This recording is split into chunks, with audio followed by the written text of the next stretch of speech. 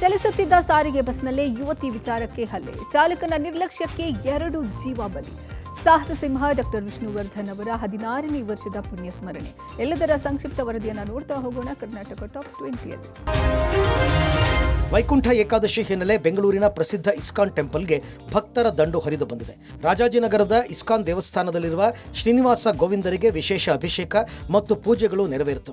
ಪಲ್ಲಕ್ಕಿ ಉತ್ಸವ, ಕಲ್ಯಾಣೋತ್ಸವದಂತಹ ಕಾರ್ಯಕ್ರಮಗಳು ವೈಭವದಿಂದ ನಡೆಯಲಿದ್ದು ಭಕ್ತರಿಗೆ ದಿನವಿಡೀ ದರ್ಶನಕ್ಕೆ ಅವಕಾಶ ಕಲ್ಪಿಸಲಾಗಿದೆ. ಬೆಳಗಿನ ಜಾವದಿಂದಲೇ ಕ್ಯೂನಲ್ಲಿ ನಿಂತು ವಿಶೇಷ ದರ್ಶನ ಪಡೆದುಕೊಂಡರು. ಈ ನಿಟ್ಟಿನಲ್ಲಿ ಪ್ರತ್ಯೇಕ ಬ್ಯಾರಿಕೇಡ್ ಹಾಕಿ ದರ್ಶನಕ್ಕೆ ವ್ಯವಸ್ಥೆ ಮಾಡಲಾಗಿದೆ. ಇಸ್ಕಾನ್ ದೇಗುಲಕ್ಕೆ ಶಾಸಕ ಗೋಪಾಲಯ್ಯ ಕುಟುಂಬ ಭೇಟಿ ನೀಡಿದ್ದಾರೆ. ನಾಡಿನೆಲ್ಲೆಡೆ ಇಂದು ವೈಕುಂಠ ಏಕಾದಶಿ ಸಂಭ್ರಮ ಮನೆ ಮಾಡಿದೆ. ಚಿತ್ರದುರ್ಗದ ಪ್ರಸನ್ನ ವೆಂಕಟರಮಣ ಸ್ವಾಮಿ ದೇಗುಲಕ್ಕೆ ಭಕ್ತ ಸಾಗರವೇ ಹರಿದು ಬಂದಿದೆ. ವಿಶೇಷ ಪೂಜಾ ಕೈಂಕರ್ಯ, ಹೂವಿನ ಅಲಂಕಾರ ಮಾಡಲಾಗಿದ್ದು ಅದ್ಧೂರಿಯಾಗಿ ಆಚರಿಸಲಾಯಿತು. ದಾವಣಗೆರೆಯ ಎಂಸಿಸಿ ಬಿ ಬ್ಲಾಕ್ನಲ್ಲಿರುವ ಲಕ್ಷ್ಮೀ ವೆಂಕಟೇಶ್ವರನ ದರ್ಶನ ಪಡೆಯಲು ಭಕ್ತರು 3 ಕಿಲೋಮೀಟರ್ ಸರತಿ ಸಾಲಿನಲ್ಲಿ ನಿಂತು ದೇವರ ದರ್ಶನ ಪಡೆದರು. ಮೈ ಕೊರೆಯುವ ಚಳಿಯನ್ನು ಲೆಕ್ಕಿಸದೆ ಸಾಲುಗಟ್ಟಿ ನಿಂತು ದರ್ಶನ ಪಡೆದರು. ಕೋಲಾರದ ದೊಡ್ಡಪೇಟೆಯಲ್ಲಿರುವ ವೆಂಕಟೇಶ್ವರ ಸ್ವಾಮಿ ದೇವಾಲಯದಲ್ಲಿ ವೈಕುಂಠ ಏಕಾದಶಿ ಪ್ರಯುಕ್ತ ಉತ್ತರಾಭಿಮುಖವಾಗಿ ವೈಕುಂಠ ದ್ವಾರವನ್ನು ಮಾಡಲಾಗಿತ್ತು. ಮುಂಜಾನೆ 5 ಗಂಟೆಯಿಂದಲೇ ಸಾವಿರಾರು ಸಂಖ್ಯೆಯ ಭಕ್ತರು ವೈಕುಂಠ ದ್ವಾರ ಪ್ರವೇಶ ಮಾಡಿ ಮೋಕ್ಷ ಪಡೆದರು. ಇತ್ತ ರಾಯಚೂರಿನ ವೆಂಕಟೇಶ್ವರ ಸ್ವಾಮಿ ದೇವಾಲಯಗಳಲ್ಲಿ ಬೆಳಗಿನ ಜಾವದಿಂದ ವಿಶೇಷ ಪೂಜಾ ಕೈಂಕರ್ಯಗಳು ನೆರವೇರಿತು. ನೂರಾರು ಸಂಖ್ಯೆಯಲ್ಲಿ ಭಕ್ತರು ಆಗಮಿಸಿ ದರ್ಶನ ಪಡೆದರು. ಬಳ್ಳಾರಿಯ ಲಕ್ಷ್ಮೀ ವೆಂಕಟೇಶ್ವರ ದೇಗುಲದಲ್ಲಿ ವಿಶೇಷ ಪೂಜೆ ಸಲ್ಲಿಸಲಾಯಿತು. ದೇಗುಲದಲ್ಲಿ ಗೋವಿಂದ ಗೋವಿಂದ ಘೋಷಣೆ ಮೊಳಗಿತು. ಚಾಮರಾಜನಗರ, ಹಾಸನ ಸೇರಿದಂತೆ ರಾಜ್ಯದ ಹಲವು ಜಿಲ್ಲೆಗಳಲ್ಲೂ ವೈಕುಂಠ ಏಕಾದಶಿ ಸಂಭ್ರಮ ಜೋರಾಗಿತ್ತು. 14 ವರ್ಷದಿಂದ ಈ ವೈಕುಂಠ ಏಕಾದಶಿಯನ್ನು ಆಚರಿಸುತ್ತಿದ್ದೇವೆ. ವೈಕುಂಠ ಏಕಾದಶಿ ಅಂದರೆ ಅವತ್ತಿನ ದಿವಸ ವಿಷ್ಣುವಿನ ದೇವಸ್ಥಾನ ದ್ವಾರಗಳು ಅಂತ ಓಪನ್ ಆಗಿರ್ತದೆ. ವಿಷ್ಣುವಿನ ವೈಕುಂಠ ದ್ವಾರ ಓಪನ್ ಆಗಿರ್ತದೆ. ಆವತ್ತಿನ ನಂಬಿಕೆ ಅಂತಂದರೆ ಉಪವಾಸ ಮಾಡಿ ಭಗವಂತನ ನಾಮಸ್ಮರಣೆ ಮಾಡಿ ಇದ್ದಾಗ ನಮ್ಮ ಎಲ್ಲ ಪ್ರಾಯಶ್ಚಿತ್ತಗಳ ಒಂದು ದಿನ ಇದು ಮೋಕ್ಷ ದಿನ ಅಂತ ಹೇಳ್ತೀವಿ. ವೈಕುಂಠ ಏಕಾದಶಿ ಹಿನ್ನೆಲೆ ಇಂದು ನೆಲಮಂಗಲದ ಶ್ರೀದೇವಿ ಭೂದೇವಿ ಶ್ರೀ ರಂಗನಾಥ ಸ್ವಾಮಿ ದೇವಾಲಯದಲ್ಲಿ ವಿಶೇಷ ಪೂಜೆ ಸಲ್ಲಿಸಲಾಯಿತು. 800 ವರ್ಷಗಳಿಗೂ ಹಳೆಯದಾದ ಪುರಾತನ ದೇವಾಲಯ ಇದು. ದೇವಾಲಯದ ಉತ್ತರ ಬಾಗಿಲ ಮೂಲಕ ಭಕ್ತರು ವೈಕುಂಠ ದರ್ಶನ ಪಡೆದರು. ದೇವರ ದರ್ಶನ ಪಡೆದು ಸಾವಿರಾರು ಭಕ್ತರು ಪುನೀತರಾದರು. ವೈಕುಂಠ ಏಕಾದಶಿ ಹಿನ್ನೆಲೆಯಲ್ಲಿ ಸರತಿ ಸಾಲಿನಲ್ಲಿ ಬರಲು ಭಕ್ತರಿಗೆ ವಿಶೇಷ ದರ್ಶನದ ವ್ಯವಸ್ಥೆ ಮಾಡಲಾಗಿತ್ತು. ಇದರಂತೆ ಭೂದೇವಿ, ಶ್ರೀದೇವಿ, ಶ್ರೀ ರಂಗನಾಥ ಸ್ವಾಮಿ ದೇವಾಲಯಕ್ಕೆ ಸುಮಾರು 25,000ಕ್ಕೂ ಅಧಿಕ ಭಕ್ತಾದಿಗಳು ಆಗಮಿಸಿ ದೇವರ ಆಶೀರ್ವಾದ ಪಡೆದರು. ಯುವತಿಯ ವಿಚಾರಕ್ಕೆ ಚಲಿಸ್ತಾ ಇದ್ದ ಸಾರಿಗೆ ಬಸ್ನಲ್ಲಿಯೇ ವಿದ್ಯಾರ್ಥಿಗಳು ಹಲ್ಲೆ ಮಾಡಿಕೊಂಡಿರುವಂತಹ ಘಟನೆ ಹಾಸನ ಜಿಲ್ಲೆಯ ಅರಕಲಗೂಡು ತಾಲೂಕಿನಲ್ಲಿ ನಡೆದಿದೆ. ಹಲ್ಲೆಗೊಳಗಾದ ಯುವಕ ಸಂತೆಮರೂರು ಗ್ರಾಮದವನಾಗಿದ್ದು ತನ್ನ ಸ್ನೇಹಿತರಿಗೆ ಕರೆ ಮಾಡಿ ಹಲ್ಲೆ ಮಾಡಿರುವ ವಿಷಯ ತಿಳಿಸಿದ್ದಾನೆ. ಸಂತೆಮರೂರು ಗ್ರಾಮದ ಬಸ್ ನಿಲ್ದಾಣಕ್ಕೆ ಸಾರಿಗೆ ಬಸ್ ಬರೋದ್ರೊಳಗೆ ಬಂದಿದ್ದ ಹಲ್ಲೆಗೊಳಗಾದ ಯುವಕನ ಸ್ನೇಹಿತರು ಹಲ್ಲೆ ನಡೆಸಿದವರ ಜೊತೆಗೆ ಜಗಳಕ್ಕಿಳಿದಿದ್ದಾರೆ. ಇದು ತಾರಕಕ್ಕೇರಿ 2 ಗುಂಪುಗಳು ಪರಸ್ಪರ ಬಡಿದಾಡಿಕೊಂಡಿವೆ. ವಿದ್ಯಾರ್ಥಿಗಳ ಹೊಡೆದಾಟವನ್ನು ಕಂಡು ಪ್ರಯಾಣಿಕರು ಬೆಚ್ಚಿಬಿದ್ದಿದ್ದು ಯುವಕರ 2 ಗುಂಪುಗಳು ಹೊಡೆದಾಡುವ ದೃಶ್ಯ ವಿಡಿಯೋ ಮೊಬೈಲ್ನಲ್ಲಿ ಸೆರೆ ಸಿಕ್ಕಿದೆ. ಅರಕಲಗೂಡು ಪೊಲೀಸ್ ಠಾಣಾ ವ್ಯಾಪ್ತಿಯಲ್ಲಿ ಘಟನೆ ನಡೆದಿದ್ದು ಇದುವರೆಗೂ ಯಾವುದೇ ಪ್ರಕರಣ ದಾಖಲಾಗಿಲ್ಲ. ಸಾಹಸ ಸಿಂಹ ಡಾಕ್ಟರ್ ವಿಷ್ಣುವರ್ಧನ್ ಅವರ 16ನೇ ವರ್ಷದ ಪುಣ್ಯ ಸ್ಮರಣೆಯನ್ನು ಇವತ್ತು ಆಚರಣೆ ಮಾಡಲಾಯಿತು. ಅಭಿಮಾನ್ ಸ್ಟುಡಿಯೋದಲ್ಲಿ ವಿಷ್ಣುವರ್ಧನ್ ಸ್ಮಾರಕವನ್ನು ತೆರವುಗೊಳಿಸಿರೋ ಹಿನ್ನೆಲೆಯಲ್ಲಿ ಅಭಿಮಾನಿಗಳಿಗೆ ಆಚರಣೆಗೆ ಅವಕಾಶ ಕೊಟ್ಟಿಲ್ಲ. ಬದಲಾಗಿ ವಿಷ್ಣುವರ್ಧನ್ ಸಮಾಧಿಯಿಂದ 200 ಮೀಟರ್ ದೂರದಲ್ಲಿ ಖಾಸಗಿ ಜಾಗದಲ್ಲಿ ಅಭಿಮಾನಿಗಳು ಪುಣ್ಯ ಸ್ಮರಣೆಯನ್ನು ಆಚರಣೆ ಮಾಡಿದ್ದಾರೆ.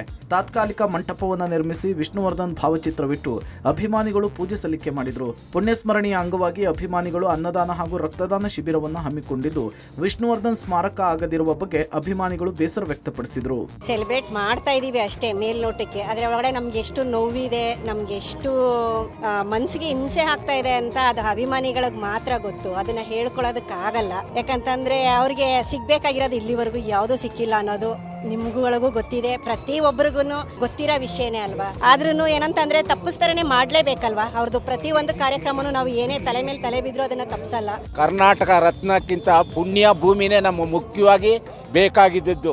ಯಾರು ಏನೇ ಅನ್ಕಲಿ, ವಿಷ್ಣುವರ್ಧನ್ ಈ ಸೂರ್ಯ ಚಂದ್ರ ಏರುವರೆಗೂ ಶಾಶ್ವತವಾಗೇ ಇರಬೇಕು.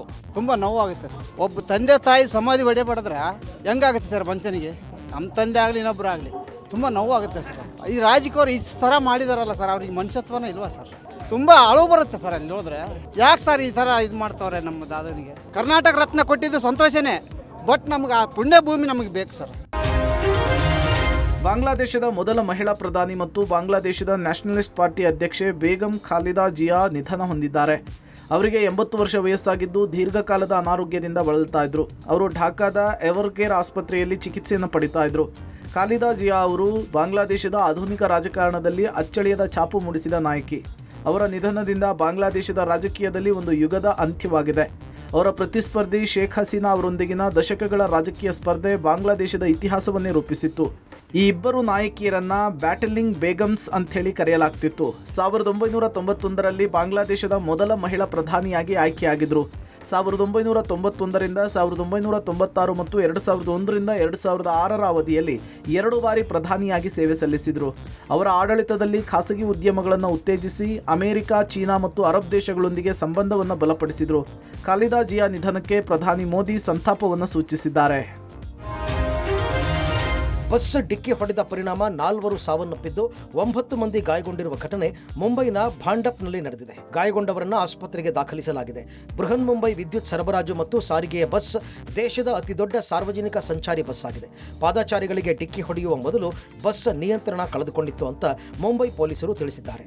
ಚಾಲಕ ಬಸ್ಸನ್ನು ಅದರ ಮಾರ್ಗದ ಕೊನೆಯಲ್ಲಿ ಹಿಮ್ಮುಖವಾಗಿ ಚಲಿಸುತ್ತಿದ್ದಾಗ ಅಪಘಾತ ಸಂಭವಿಸಿದೆ. ಅಪಘಾತದಲ್ಲಿ ಮೃತಪಟ್ಟವರ ಕುಟುಂಬಗಳಿಗೆ ಮುಖ್ಯಮಂತ್ರಿ ದೇವೇಂದ್ರ ಫಡ್ನವೀಸ್ ತಲಾ 5 ಲಕ್ಷ ರೂಪಾಯಿ ಆರ್ಥಿಕ ನೆರವು ಘೋಷಣೆ ಮಾಡಿದ್ದಾರೆ. ಇದು ದುರದೃಷ್ಟಕರ ಘಟನೆ ಅಂತ ಮೃತರ ಕುಟುಂಬಕ್ಕೆ ಸಂತಾಪ ಸೂಚಿಸಿದ್ದಾರೆ. ಮಂತ್ರಾಲಯದ ಶ್ರೀ ರಾಘವೇಂದ್ರ ಸ್ವಾಮಿ ಮಠದ ಡಿಸೆಂಬರ್ ತಿಂಗಳಿನಿಂದ 20 ದಿನದ ಕಾಣಿಕೆ ಹುಂಡಿ ಎಣಿಕೆ ಮುಕ್ತಾಯವಾಗಿದ್ದು, ಕಳೆದ 20 ದಿನದಲ್ಲಿ 3,73,66,587 ರೂಪಾಯಿ ಕಾಣಿಕೆ ಸಂಗ್ರಹವಾಗಿದೆ. ಗುರು ರಾಘವೇಂದ್ರ ಸ್ವಾಮಿ ಮಠಕ್ಕೆ ಡಿಸೆಂಬರ್ ತಿಂಗಳಲ್ಲಿ ಲಕ್ಷಾಂತರ ಸಂಖ್ಯೆಯಲ್ಲಿ ಭಕ್ತರು ಭೇಟಿ ಕೊಟ್ಟಿದ್ದು, ಮಠದ ಹುಂಡಿಗೆ ಕೋಟ್ಯಾಂತರ ರೂಪಾಯಿ ಕಾಣಿಕೆ ಹರಿದು ಬಂದಿದೆ.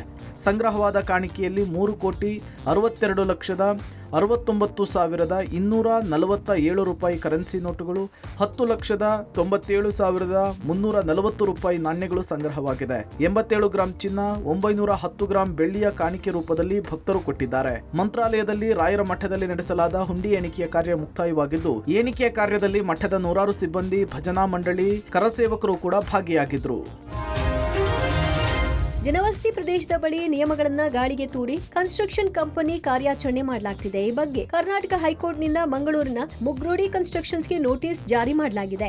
ದಕ್ಷಿಣ ಕನ್ನಡ ಜಿಲ್ಲೆಯ ಬೆಳ್ತಂಗಡಿ ತಾಲೂಕಿನ ನಡು ಗ್ರಾಮದ ಮಲಿಯಡ್ಕದ ಪರಿಶಿಷ್ಟ ಜಾತಿ ಮತ್ತು ಪಂಗಡದ ಜನರ ಜನವಸತಿ ಪ್ರದೇಶ ಇದಾಗಿದೆ. ಇಲ್ಲಿ 2008ರಿಂದ ನಿಯಮಗಳನ್ನ ಗಾಳಿಗೆ ತೂರಿ ಮುಗ್ರೋಡಿ ಕನ್ಸ್ಟ್ರಕ್ಷನ್ ಹಾಟ್ ಮಿಕ್ಸ್ ಘಟಕ ಕಾರ್ಯಾಚರಣೆ ಮಾಡಿದ್ದಾಗಿ ಆರೋಪ ಕೇಳಿ ಬಂದಿದೆ. ಕಲುಷಿತ ನೀರು, ಹೊಗೆ, ತ್ಯಾಜ್ಯದ ಅಸಮರ್ಪಕ ನಿರ್ವಹಣೆ ಆರೋಪವಿದೆ. ಇದರ ವಿರುದ್ಧ ಮಲಿಯಡ್ಕ, ಎಚ್ಚಾವು, ಕೋಡಿಜಾಲು ನಿವಾಸಿಗಳಿಂದ ಹೈಕೋರ್ಟ್ಗೆ ಸಾರ್ವಜನಿಕ ಹಿತಾಸಕ್ತಿ ಅರ್ಜಿ ಸಲ್ಲಿಸಲಾಗಿದೆ. ಮಕ್ಕಳು, ವೃದ್ಧರಲ್ಲಿ ಅಸ್ತಮಾ, ಹೃದ್ರೋಗ, ಶ್ವಾಸಕೋಶದ ಸಮಸ್ಯೆ ಬಗ್ಗೆ ಮಾಹಿತಿ ನೀಡಿದ್ರು. ಹೀಗಾಗಿ ಮುಗ್ರೋಡಿ ಹಾಟ್ ಮಿಕ್ಸ್ ಘಟಕ ಸರ್ಕಾರದ ಮುಖ್ಯ ಕಾರ್ಯದರ್ಶಿ, ತಹಶೀಲ್ದಾರ್, ಬೆಳ್ತಂಗಡಿ ಜಿಲ್ಲಾಧಿಕಾರಿ, ದಕ್ಷಿಣ ಕನ್ನಡ ಮಾಲಿನ್ಯ ನಿಯಂತ್ರಣ ಮಂಡಳಿ, ಪಂಚಾಯತ್ ಅಭಿವೃದ್ಧಿ ಅಧಿಕಾರಿಗಳಿಗೂ ನೋಟಿಸ್ ನೀಡಲಾಗಿದೆ. ಆದರೆ ನ್ಯಾಯಾಲಯ ನೋಟಿಸ್ ಜಾರಿ ಮಾಡಿದ ನಂತರವೂ ಅಹೋರಾತ್ರಿ ಮಾಲಿನ್ಯ ಆರೋಪ ಮಾಡಲಾಗಿದೆ.